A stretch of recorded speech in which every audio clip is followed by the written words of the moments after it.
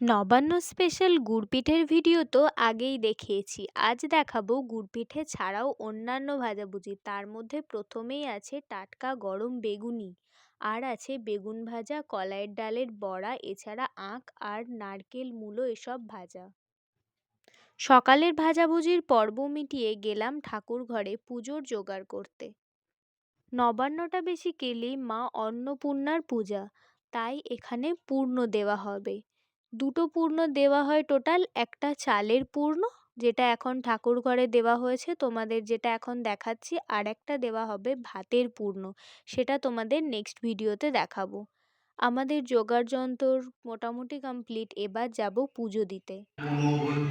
পুষ্পং প্রকীর্তিতম কামপ্রদো বিঘ্নকৃত bowling Datta জপংসরি ওং হিং মাং মনসারিভ্যৈ নমঃ মাং মনসারিভ্যৈ নমঃ। পুজোর কিছু ক্লিপস তোমাদের দেখালাম, এবার আরতির কিছু ক্লিপস তোমরা দেখে নাও। পুজো শেষ হতেই আরতির জন্য কর্পূরদানি আমিই সাজিয়ে দিলাম।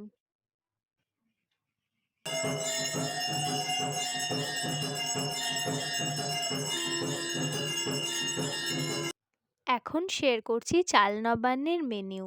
অবশ্যই চাল নবান্নের স্পেশালিটি হলো চাল মাখা, যেটা বিভিন্ন ধরনের ফল সাথে দুধ ভিড়ে গুড় দিয়ে মাখা হয়। এর সহযোগী হিসাবে থাকে খাঁটি দুধের ক্ষীর আর নলেন গুড়ের রসগোল্লা। মন্দিরে পুজো দেওয়া শেষ হলে প্রসাদ এনে এই চালের সাথে মাখা হয়, যেটা বাড়ির সিনিয়র মোস্ট যিনি আছেন উনি সকলের হাতে দেন। ওনার হাত থেকেই, মানে আমাদের ঠাম্মির হাত থেকেই চাল নিয়ে আমরা চাল নবান্ন শুরু করলাম। এরপর হবে ভাত নবান্ন, সেটা নেক্সট ভিডিওতে তোমাদের দেখাবো, সাথে ভাত নবান্নের মেনিউটাও। আপাতত চাল নবান্ন করেই আমাদের পেট অর্ধেকের বেশি ভর্তি হয়ে গেছে, তাই পরবর্তীকালে আর কিছু খাওয়ার মতন অবস্থাতেই ছিলাম না আর কি। যাই হোক, ভিডিওটা ভালো লাগলে লাইক করে চ্যানেলটা সাবস্ক্রাইব করতে পারো। আজ আসি, বাই।